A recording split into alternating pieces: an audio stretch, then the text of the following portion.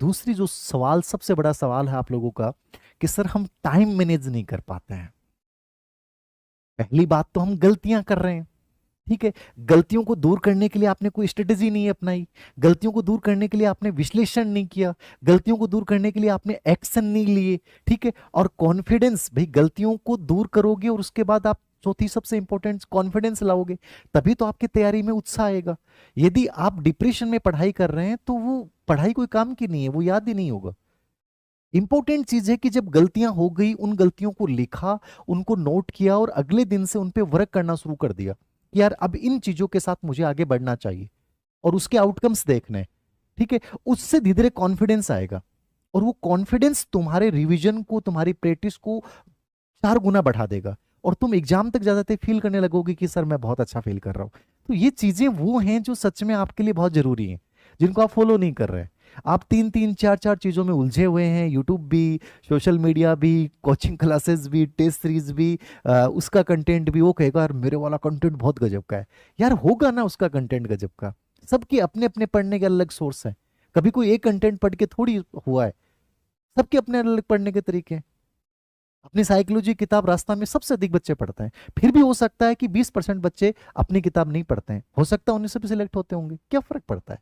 सबके अपने तरीके हैं। आप ये चीज मत हावी कीजिए कि यार उसने कहा है, वो कौन है बंदा, क्या वो सच में सही बोल रहा है, कुछ नहीं है। सबके अपने पूर्वाग्रह हैं, तो प्लीज अपने ऊपर विश्वास रखें, अपने आप को ऑर्गेनाइज्ड बनाएं। दूसरा जो बड़ा सवाल मैं आपके साथ चर्चा करने जा रहा हूं, टाइम मैनेजमेंट वाला, कि सर व्यवस्थित करना है सबसे पहले चीज, और व्यवस्थित करने के लिए आपका टाइम मैनेजमेंट सबसे इंपॉर्टेंट है। टाइम मैनेजमेंट सर हम नहीं कर पाते हैं। मैं आज की इस वीडियो के माध्यम से हर उस बच्चे को 2-4 बातें बताऊंगा, इसको सुनिएगा।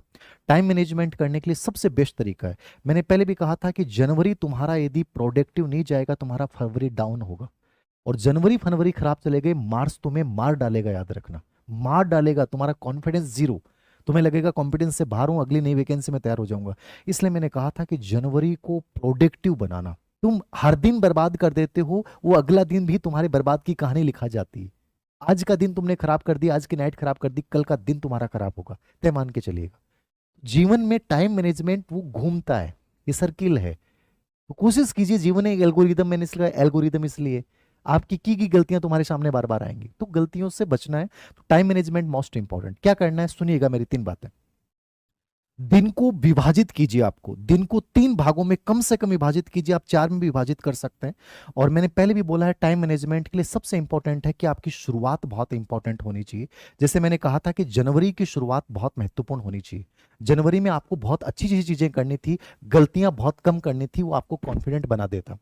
अब आपको क्या करना है, शुरुआत दिन को 3 या 4 टाइम टेबल बनाना है, और इसमें सबसे इंपॉर्टेंट है मॉर्निंग। मॉर्निंग का मतलब है कि आपको 12 PM से पहले, जैसे आप मान लीजिए आप 6 से 12 के बीच में, 5 से 12 के बीच में, 7 से 12 के बीच में, 8 से 12, 8 तो मैं गलत मानूंगा, ये 3 के बीच में आप कोशिश कीजिए कि 4 से 5 घंटे आप निकाल लीजिए।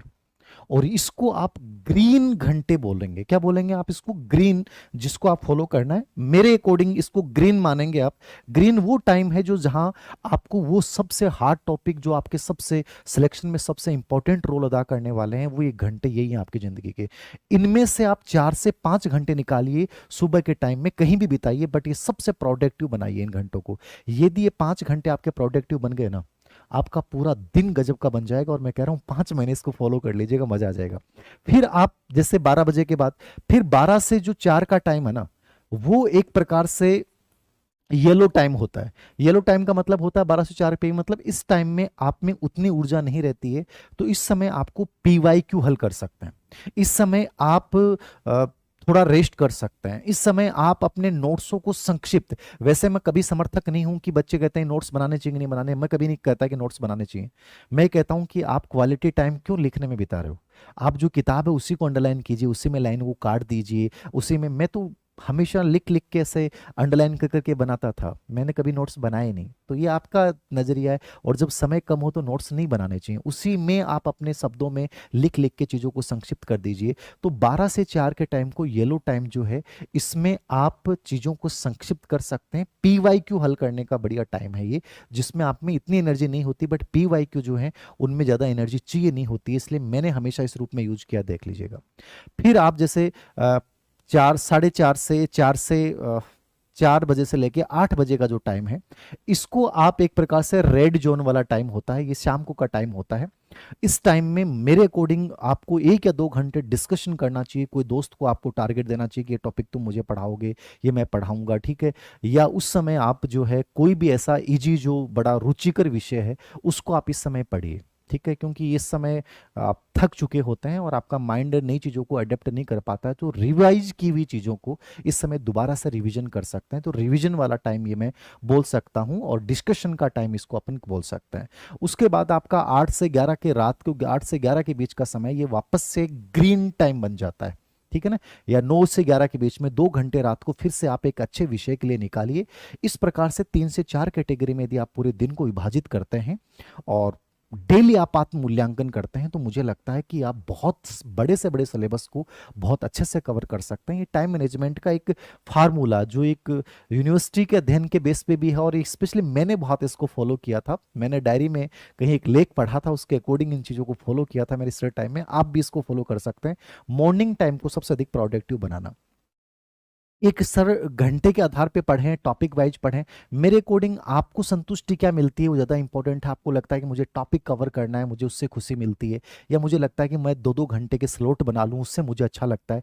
ये किसी से नहीं पूछना चाहिए, आपके अकॉर्डिंग तय कीजिए कि मेरे लिए क्या बेटर है।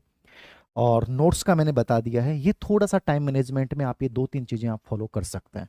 तो ये आज के 2 महत्वपूर्ण सवालों के जवाब थे।